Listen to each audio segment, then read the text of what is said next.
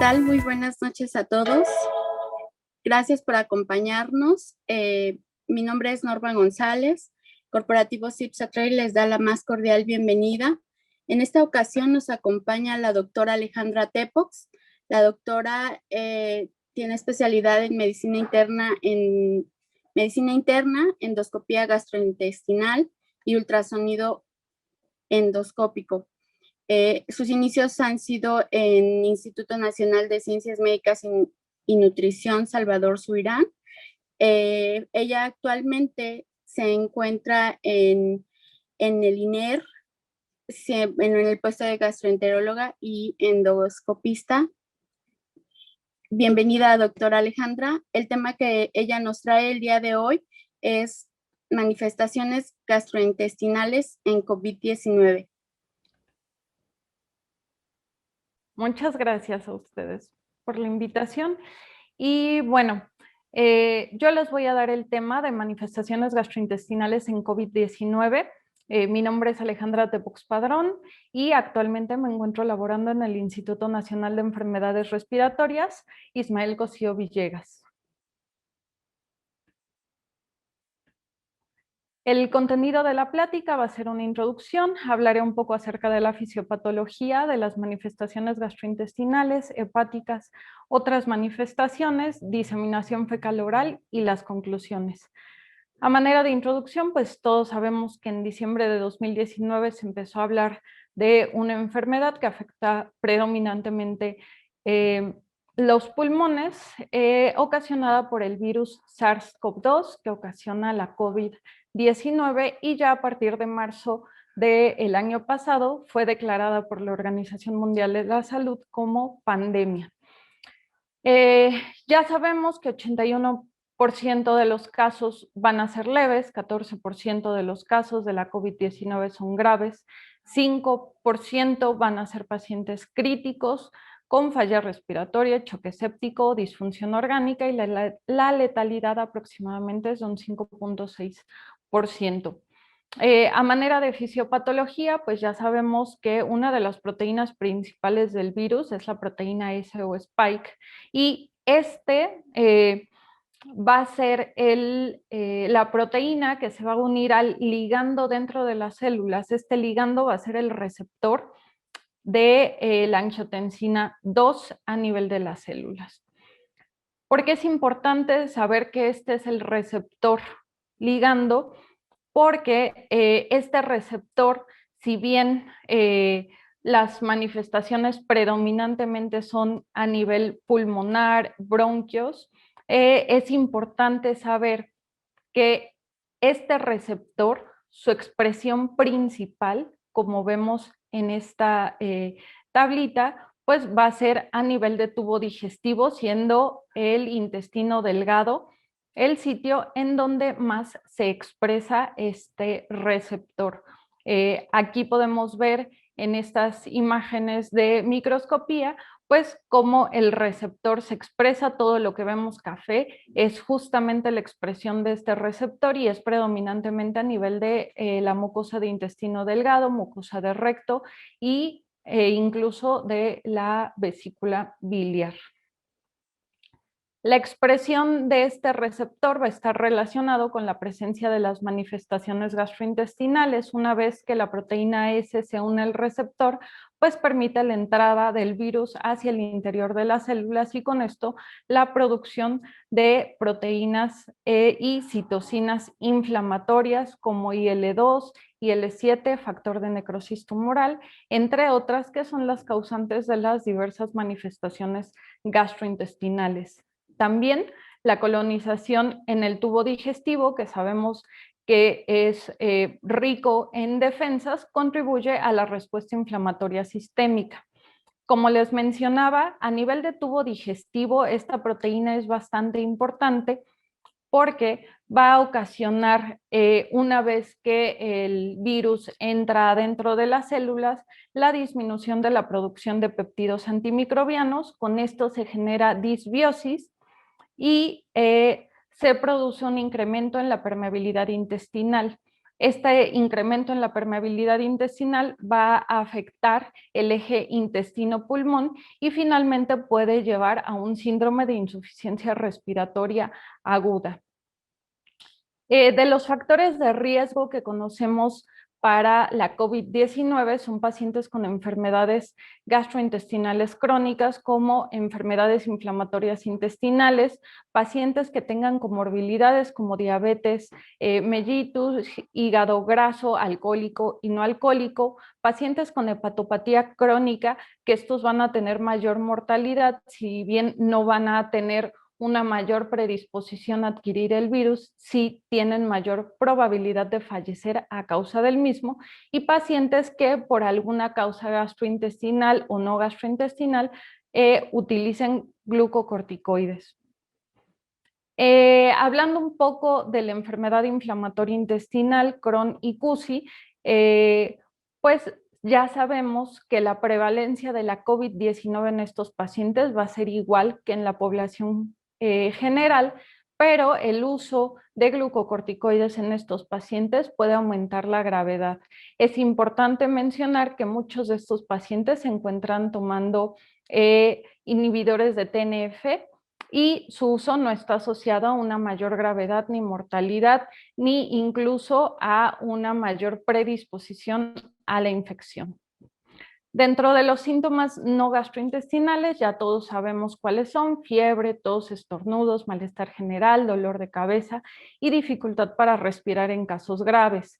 Pero los síntomas gastrointestinales que puede generar esta enfermedad van a ser muy variados, desde los síntomas nasofaringeos como la anosmia, que es bien conocida, congestión nasal, los síntomas orales que van desde serostomía, disgeusia, aftas, lesiones vesículo-bulosas, gingivitis, queilitis, síntomas esofágicos, gástricos, como la presencia de daño directo por el virus que ocasiona hemorragia, anorexia, náusea, vómito, siguiendo en el tubo digestivo algunos síntomas intestinales, el más frecuente la diarrea, dolor abdominal, vómito, incluso el colon va a estar afectado, puede haber colitis y hemorragia, y otras manifestaciones como páncreas, que pueden presentarse como elevación asintomática de las enzimas pancreáticas o pancreatitis, y manifestaciones hepatobiliares como la transaminitis asintomática, ictericia,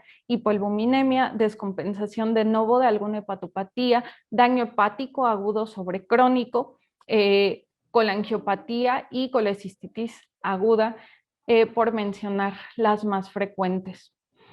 Dentro de los síntomas gastrointestinales, ¿qué tan frecuentes son? Pues en este estudio retrospectivo de Wuhan de 206 pacientes vemos que la frecuencia de enfermos con la COVID-19 que se presentan solo con síntomas digestivos son muy pocos, 3%, o en esta corte fueron muy pocos.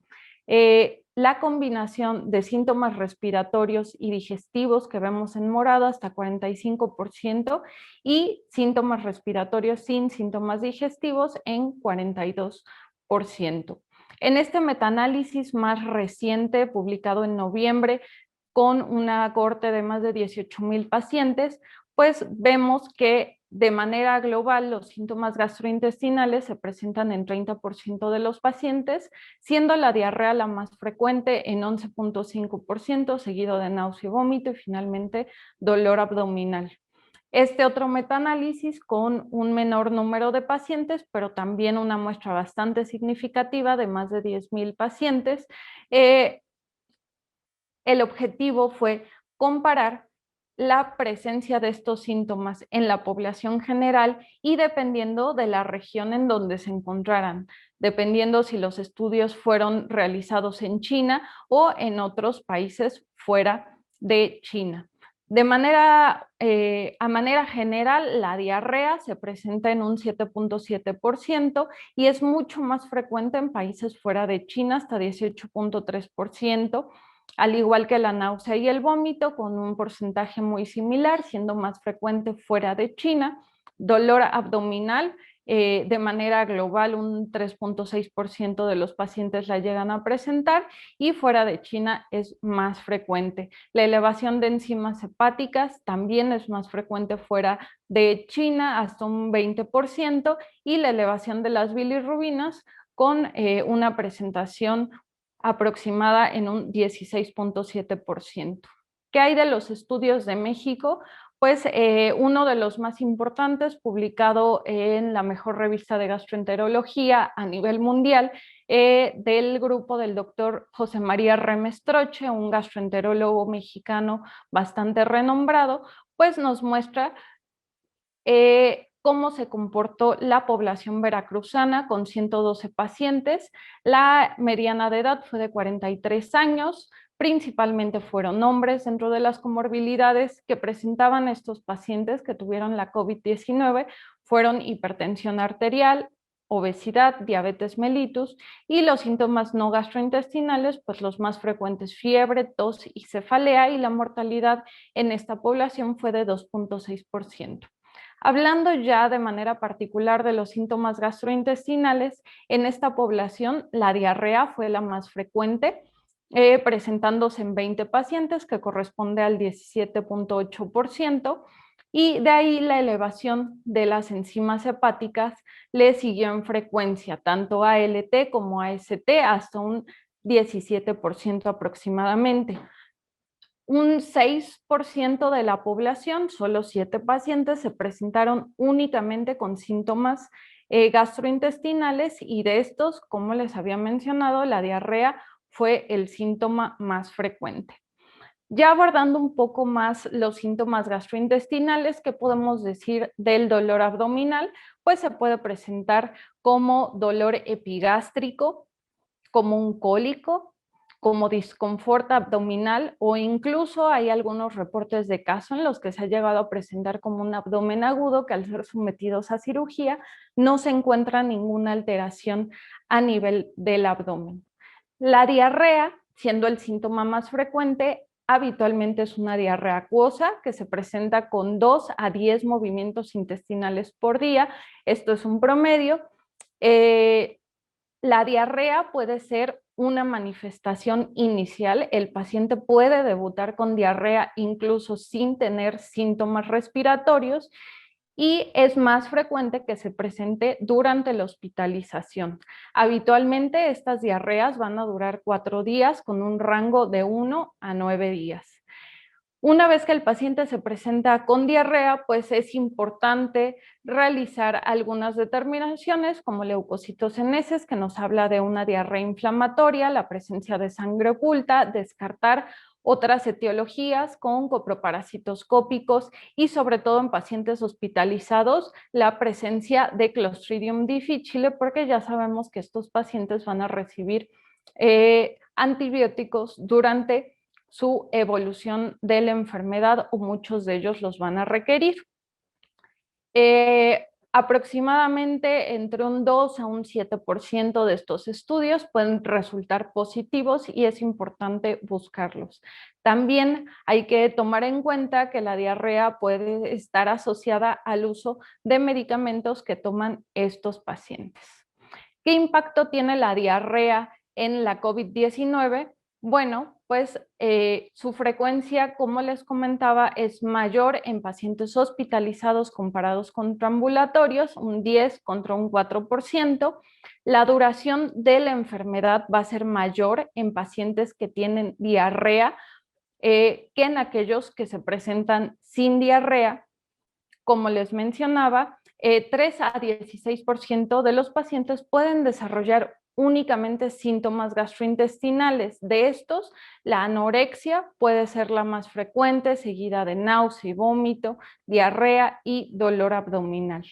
¿Qué implicaciones tienen las manifestaciones gastrointestinales en la duración, evolución y desenlace de la COVID-19?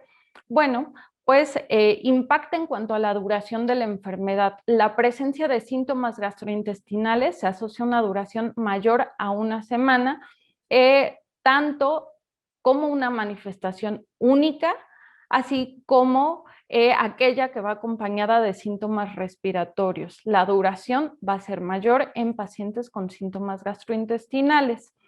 La relación entre la presencia de síntomas gastrointestinales y la gravedad de la enfermedad también fue valorada en un metaanálisis de 17 estudios con una población de 2.477 pacientes.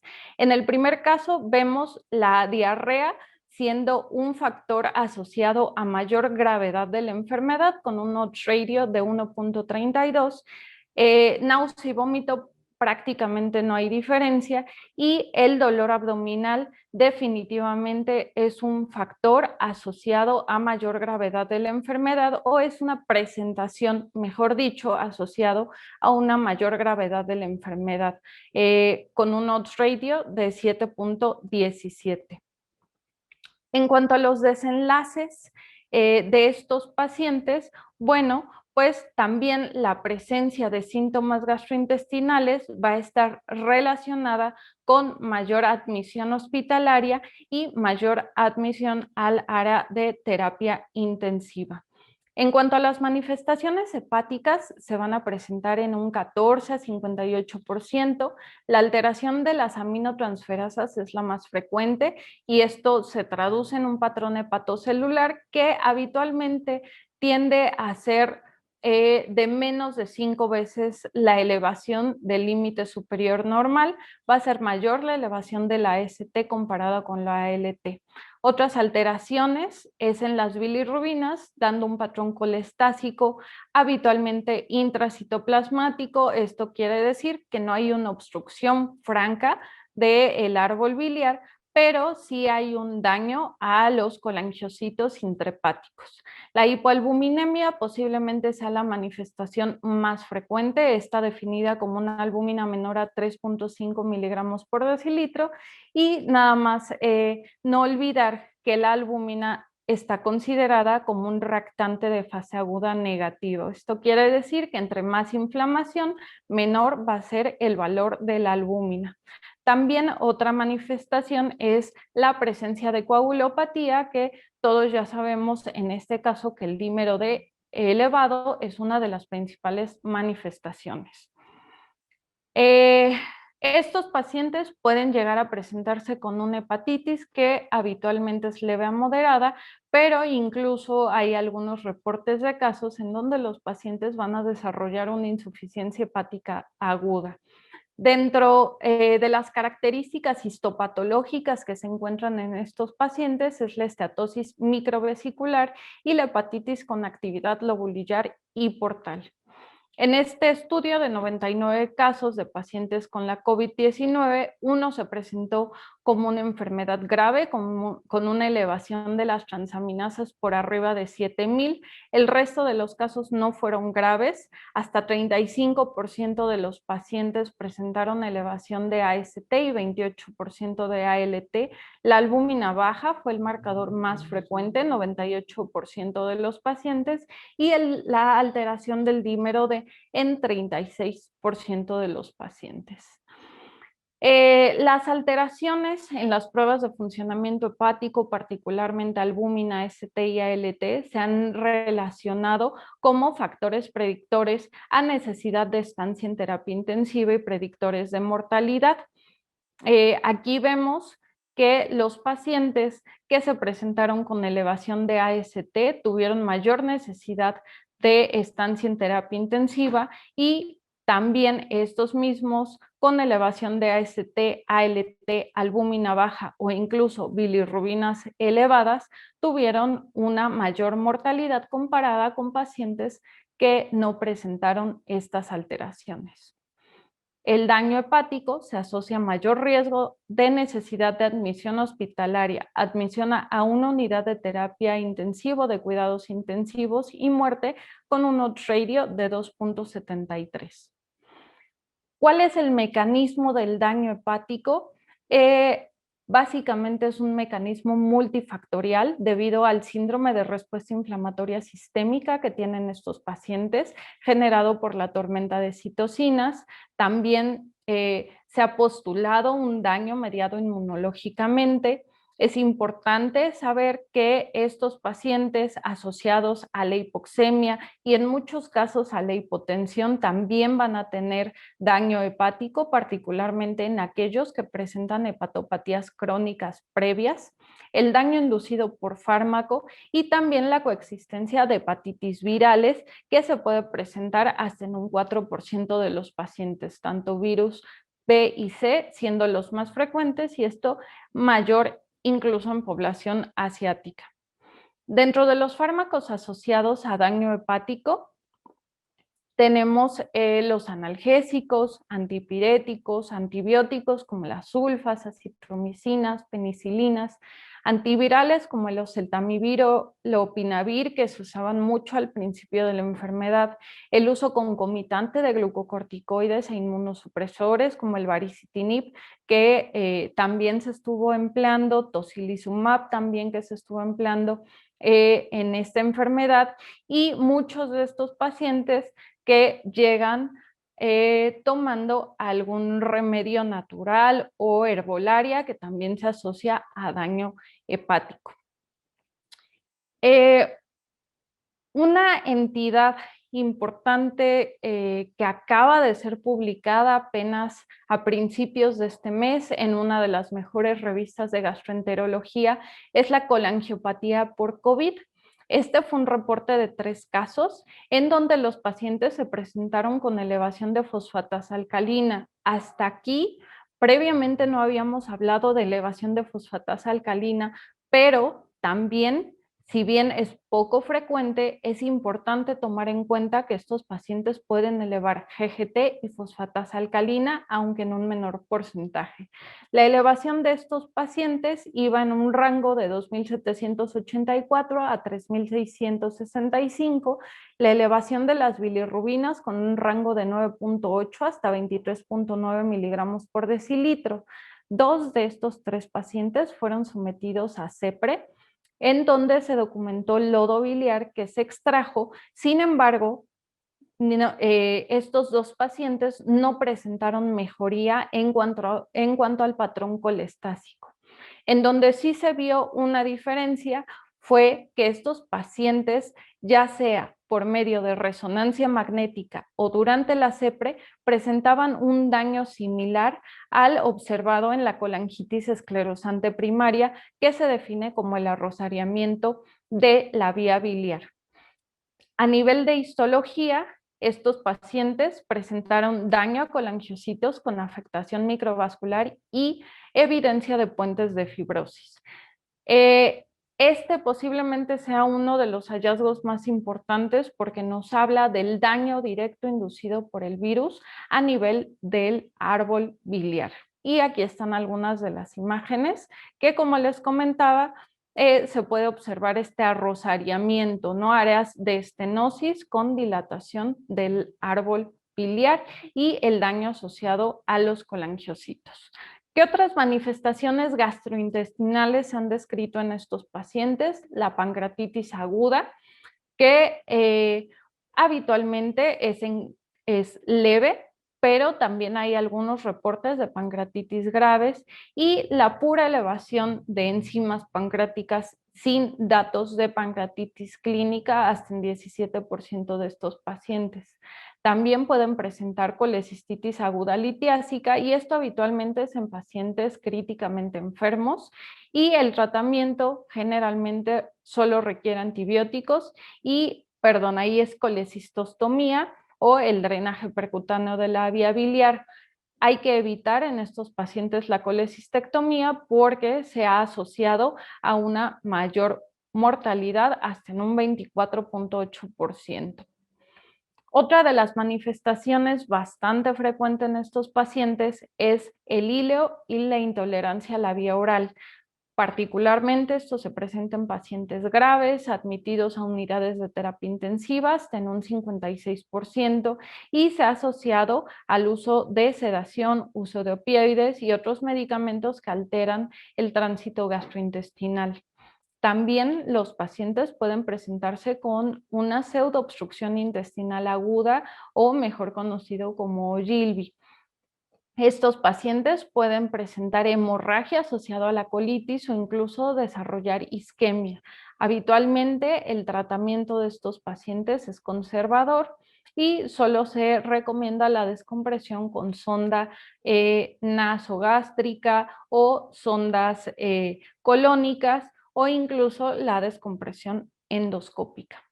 La isquemia mesentérica también tiene una incidencia de 4%. El tratamiento, una vez que se diagnostica, habitualmente es quirúrgico y en autopsias se han encontrado pacientes que tienen áreas focales de dilatación y estenosis que pues todavía no se les ha dado un valor clínico a estas alteraciones.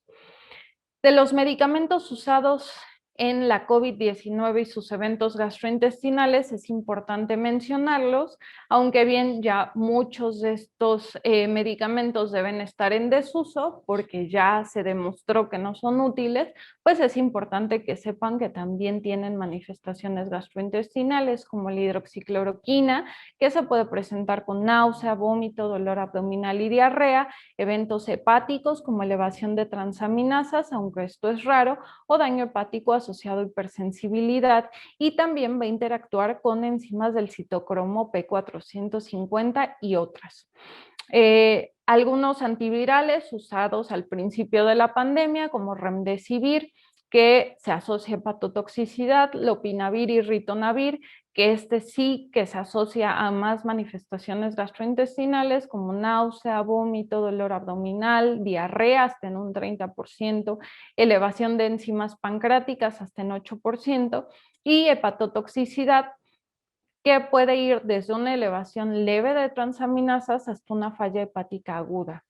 Y el tocilizumab, que puede presentarse con diarrea en más de 5% de los pacientes e incluso hemorragia gastrointestinal asociada a úlcera gástrica, gastritis, dolor abdominal, perforación intestinal y pancreatitis. Y en el caso de los eventos adversos hepáticos, la elevación de aminotransferasas y bilirrubinas. ¿Qué hay de la endoscopía y el COVID-19? Bueno, pues existe este mecanismo potencial de mayor contagio asociado principalmente a la generación de aerosoles, tanto en la esófago-gastroduodenoscopía, enteroscopía, colonoscopía, rectosigmoidoscopía, CEPRO, ultrasonido endoscópico y otras pruebas como manometría esofágica, no rectal y pruebas de aliento. Justamente el 21 de mayo se acaba de publicar las recomendaciones que deben llevar las unidades de endoscopías en pacientes ya vacunados y lo que se recomienda, posiblemente no aquí en México, pero sí en países que tienen un mayor número de vacunación, pues es que en esta etapa post vacunación no se debe realizar PCR para SARS-CoV-2 en estos pacientes programados a procedimientos endoscópicos, pero se sigue recomendando el uso de equipo de protección personal, particularmente el uso de cubrebocas N95. La hemorragia gastrointestinal también se ha descrito en pacientes con COVID-19. Esta puede presentarse en un 4 a 13.7% y esta puede deberse a la hipoxemia que induce necrosis celular y daño a la mucosa gastrointestinal, que se traduce con ulceración y hemorragia. También estos pacientes van a usar frecuentemente esteroides y AINES, que son factores de riesgo para el desarrollo de úlceras pépticas. También las úlceras por estrés en pacientes críticamente enfermos, y se ha descrito también el daño directo del virus en la mucosa de tubo digestivo, como en este caso, estas úlceras que describen como en sacabocado a nivel del esófago. Este estudio también muy bonito, realizado en China, de 95 pacientes, solo 6 pacientes fueron sometidos a endoscopía, y cabe mencionar que de los 2 casos graves de la COVID-19, las biopsias a nivel de esófago, estómago, duodeno y recto fueron positivas para COVID-19 o para el virus SARS-CoV-2. El riesgo de transmisión fecal oral.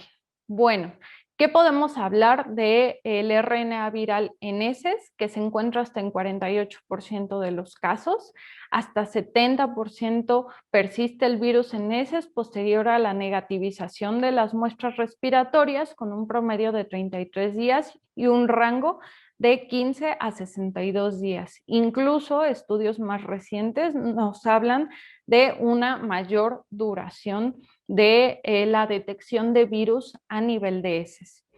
Y el uso de esteroides de manera prolongada, pues también va a afectar la duración de la detección del RN viral en las heces. A nivel del baño, que podemos esperar, pues que se generen aerosoles al bajar la palanca. Si bien la infectividad y la transmisión por vía fecal oral no ha sido establecida.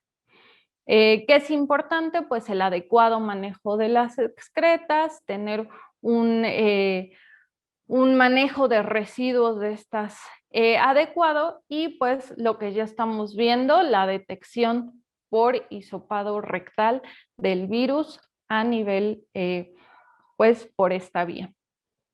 Como conclusión de la plática, las manifestaciones gastrointestinales y hepáticas son frecuentes. 1 de cada 5 pacientes presenta de manera inicial síntomas gastrointestinales, siendo la diarrea la más frecuente. Excepcionalmente, se presenta sin manifestaciones respiratorias. Es difícil evaluar si las manifestaciones gastrointestinales y hepáticas son asociadas directamente al virus o son secundarias a toda la gravedad de estos pacientes y al uso de medicamentos o infecciones que se puedan agregar. La transmisión fecal oral representa un mecanismo posible y hay que mejorar el manejo de las excretas y la adecuada higiene de manos.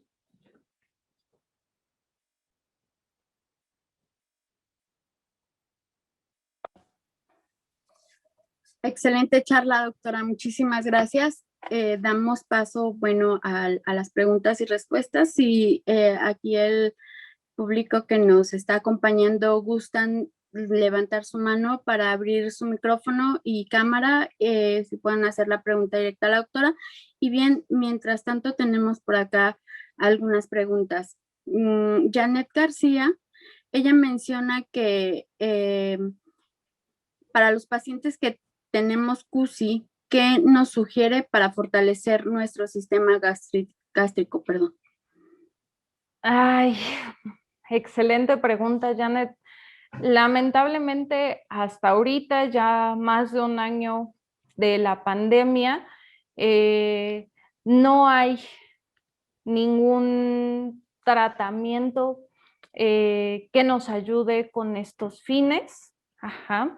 Lo más importante es tener un seguimiento adecuado de las enfermedades, particularmente las enfermedades inflamatorias intestinales. Como les mencionaba, no parece que pacientes con Crohn o CUSI tengan una mayor predisposición a adquirir el virus, pero posiblemente sí tengan un poquito mayor gravedad, particularmente los pacientes que tienen actividad contra aquellos que no tienen actividad. Entonces, lo más importante es tener un control adecuado de la enfermedad, tratar de mantener el CUSI inactivo.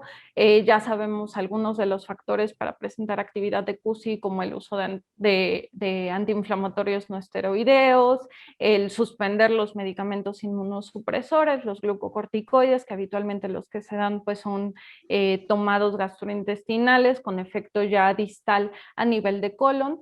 Entonces, la principal recomendación es tener el adecuado seguimiento y el adecuado control de la enfermedad y lamentablemente hasta ahorita no hay ninguna recomendación en cuanto a uso de probióticos o algún medicamento para fortalecer el tracto digestivo. Muchas gracias, doctora. Por acá tenemos otra pregunta. ¿Se ha detectado si algunos antígenos leucocitarios humanos, de acuerdo con la población de estadio, podrían determinar la incidencia de la presencia de manifestaciones gastrointestinales en pacientes que adquieren la infección SARS-CoV-2?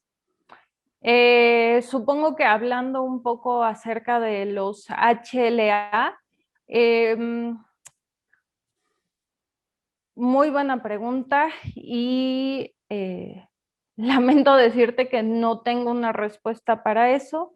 En la revisión que hice no venían como HLA particulares, pero seguramente sí debe haber algunos en cierto tipo de poblaciones. La verdad es que a nivel de pandemia, pues todos somos susceptibles. Muy bien, doctora, muchas gracias. Por acá tenemos otra. Patricia Alcántara. ¿Hay alguna secuela gastrointestinal por COVID-19? Muy buena pregunta. Sí, ya sabemos que las secuelas posterior a la COVID-19 son bastante frecuentes, posiblemente no tanto gastrointestinales, pero sí de las que más se presentan son la incapacidad para oler y la incapacidad para degustar, posiblemente sean las que pueden durar más tiempo. También hay pacientes que pueden presentar dolor abdominal crónico, también hay pacientes que a pesar de haberse curado de la COVID-19, incluso con una enfermedad leve, pueden persistir con diarrea por la propia disbiosis generada por el virus. Entonces sí es frecuente. No hay ningún tratamiento hasta ahorita, por ejemplo, para la diarrea, pero se recomienda el uso de probióticos para mejorar la microbiota intestinal o la flora intestinal. Correcto, doctora, muchas gracias. Ahora le damos la palabra a Guadalupe García, que nos está pidiendo si gusta prender su micrófono.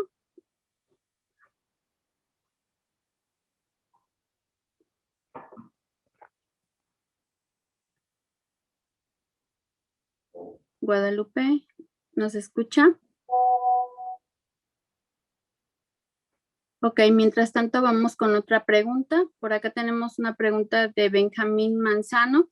Clínicamente, los casos de infección bacteriana o por amibas, ¿es difícil diferenciar en un caso COVID?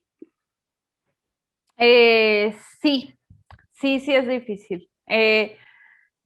Ahorita, en tiempo de pandemia, todo es COVID-19. Todo es COVID-19, pero eso no excluye, como les mencioné durante la plática, que debamos hacer algunos estudios coproparasitoscópicos, coprocultivos, incluso toxina en estos pacientes que ya recibieron antibiótico previo, toxina para Clostridium difficile. Entonces, lo más importante es tener en mente que en tiempos de pandemia todo es COVID-19, particularmente en toda la población que hasta el momento no ha recibido vacuna.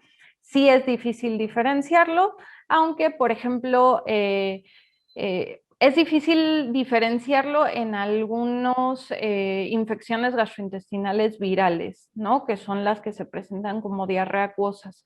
Posiblemente no tanto de parásitos y algunas bacterias enteropatógenas que pueden presentarse con disentería, que esto habitualmente son evacuaciones de bajo volumen, que se presentan con moco y con sangre. Pues ahí nos haría pensar más hacia otras etiologías, pero ahorita todo paciente que tenga diarrea, en pandemia, todo es COVID-19. Ok, doctora, gracias. Por acá tenemos otra. ¿Qué hacer con paciente con hepatopatía crónica, afectación respiratoria y evaluación importante del dímero D? Y supongo que es la elevación importante de dímero D. Eh, Muy buena pregunta. Hasta este momento eh, no hay ninguna recomendación en cuanto a iniciar algún tratamiento en particular. Como sabemos, el mecanismo de daño de estos pacientes es multifactorial y habitualmente pues con el mismo tratamiento de soporte que llevan estos pacientes, pues suele revertir. Ahora, es importante que si hay alguna descompensación aguda sobre una hepatopatía crónica, pues siempre es importante valorarla como tal, ¿no? O sea, ver que no vayan a tener hemorragia gastrointestinal, que que no vayan a tener alguna peritonitis bacteriana, que no desarrollen encefalopatía, pero algún tratamiento encaminado a detener el daño del virus en estos pacientes, pues lamentablemente no existe. Ay, ok. Janet nos pregunta si puede vacunarse si tiene brote de CUSI. Una excelente pregunta, debes vacunarte. Vacuna para todos. La vacuna no es del virus vivo, no hay riesgo de adquirir la infección. Todos los pacientes que tengan algún factor predisponente, diabetes, presión alta, enfermedades pulmonares, cualquier enfermedad que nos obligue a usar esteroides también o inmunosupresores, deben recibir la vacuna lo antes posible. Genial, gracias, doctora. Susana Dimas pregunta, ¿recomienda la enterogermina después del COVID-19? La enterogermina es un probiótico, ajá, y yo la recomendaría no solo la enterogermina, posiblemente cualquier otro probiótico. Es más, si quieren haciéndole un poco de publicidad a los probióticos comerciales, Activia, Yakult, cualquier probiótico, no hay una diferencia en cuanto a efectividad en estos. Entonces, si tuvieran algún síntoma gastrointestinal, particularmente diarrea, yo sí lo recomendaría. Y la enterogermina enfocada, que es un probiótico, pues también. Si tuvieron síntomas gastrointestinales, estaría indicada. Si no los tuvieron, la verdad es que no es necesario. Muy bien. Patricia Alcántara le pregunta, en su experiencia, ¿la vacuna, en especial Pfizer, genera síntomas gastrointestinales como reflujo o dolor esofágico? No es del... No. En mi experiencia no he visto pacientes que se manifiesten con síntomas gastrointestinales, posiblemente en alguno de ellos diarrea, pero no reflujo, no dolor esofágico. Y también leyendo un poco la ficha técnica de estas vacunas, tampoco es de los síntomas que refieran. Lo más frecuente pues es el dolor en el sitio de la aplicación, la presencia de fiebre, malestar general, cuerpo cortado, incluso algunos ganglios axilares que pueden estar inflamados, pero no cefalea, por ejemplo, también, pero no síntomas gastrointestinales en particular no son frecuentes. Excelente, doctora. Pues no tenemos más preguntas. Estoy viendo en el chat una pregunta que me parece importante, sobre todo porque yo soy endoscopista y me dedico a hacer las endoscopías ahí en el INER. Buen día, dice Sandra Ireta. Estudios endoscópicos, ¿es recomendable en tiempos de pandemia? Esa me parece una excelente pregunta. Siempre existe el riesgo de aerolización o la generación de aerosoles durante los procedimientos endoscópicos. Como ya les mencioné, el riesgo para el endoscopista, si usa el equipo de protección adecuado, es mínimo. El riesgo para el paciente, si está en una unidad pues con una adecuada ventilación o con un adecuado recambio de aire, o al menos que se tomen los tiempos necesarios, no debería ser una contraindicación para realizar un estudio de endoscopía. Posiblemente los estudios diagnósticos, yo sería más de la idea de retrasarlos, pero por ejemplo una urgencia, una hemorragia de tubo digestivo, una colangitis, algo que requiere endoscopía, no es adecuado retrasarla. Si se requiere, se hace con todos los cuidados pertinentes y el riesgo para el paciente y para el endoscopista es mínimo. Muy bien, doctora, muchas gracias. Ofrezco disculpas por la pregunta que se me estaba pasando. No, Pues mire, no tenemos más preguntas. Si alguien, creo que por acá tenemos una del público, quisiera, no sé, levantar la mano para hacer alguna pregunta, le podemos abrir el micrófono con gusto, la cámara. No, Sandra Irieta le agradece la respuesta. Gracias a usted. Pues no. Hacer una pregunta a la doctora. Adelante. Y es acerca de los antiparasitarios que se han estado utilizando, que digo, hay datos que no funcionan, pero ¿cuál es su opinión de esto? Es la primera pregunta.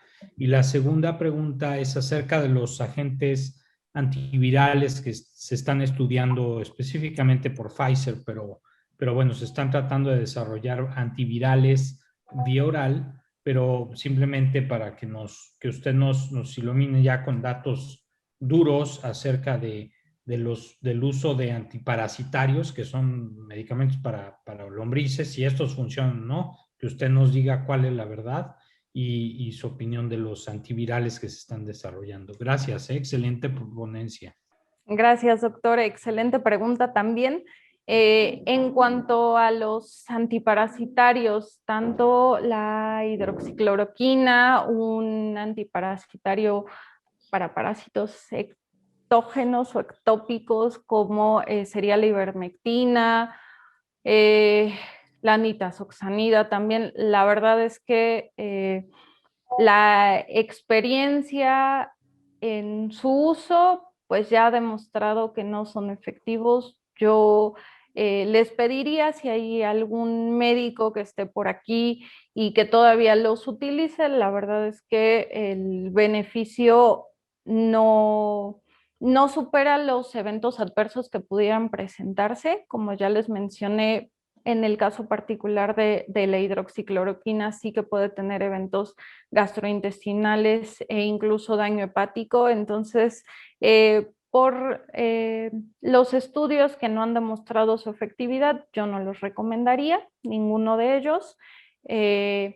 Y por otro lado, dentro de los antivirales que se están estudiando actualmente, la verdad es que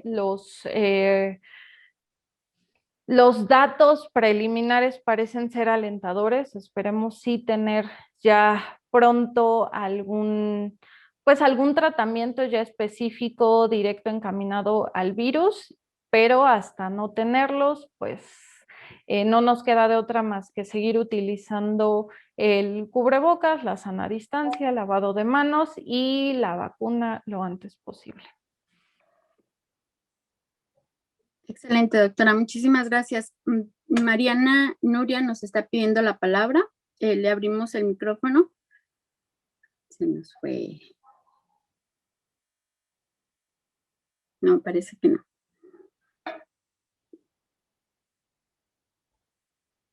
Mariana, ¿nos escucha? No, doctora. No tenemos a ver si por acá llegó otra pregunta de Gilberto. Dice, en las manifestaciones gastrointestinales, ¿de dónde se toman las muestras para hacer el diagnóstico de COVID? Aparte del hisópodo anal, o solo el diagnóstico se hace por exclusión, por ejemplo, en la hepatitis. El diagnóstico de la COVID-19 es el mismo en todos los pacientes. El estándar de oro es el hisopado nasofaríngeo o la PCR, ¿no? que se conoce a nivel de la mucosa respiratoria. Ese sería el hisopado anal. Se está usando ahorita mucho en Asia. La verdad es que yo creo que es incómodo e invasivo para la privacidad de los pacientes. Es un buen método, pero actualmente el diagnóstico de la COVID-19 sigue siendo con el hisopado nasal. Las serologías también con una menor detección de casos, pero también pudiera ser útil, o el antígeno rápido. Si la sospecha es muy alta, todos los pacientes deben ir a PCR, y en las manifestaciones hepáticas no es diferente. O sea, el diagnóstico es detectar el virus y habitualmente es en mucosa respiratoria con el hisopado nasal. Genial. Pues bueno, concluimos con las preguntas, doctora. Para nosotros es un placer que usted esté aquí acompañándonos, compartiéndonos pues su conocimiento, y pues esperamos tenerla pronto por acá. Le damos Muchas las gracias. gracias.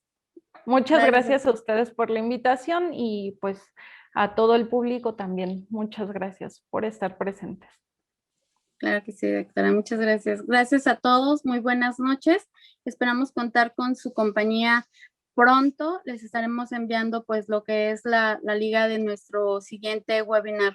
Es un gusto saludarlos. Cuídense mucho. Que tengan buena noche. Un abrazo, doctora. Cuídese. Buena noche igualmente. Hasta luego. Bye.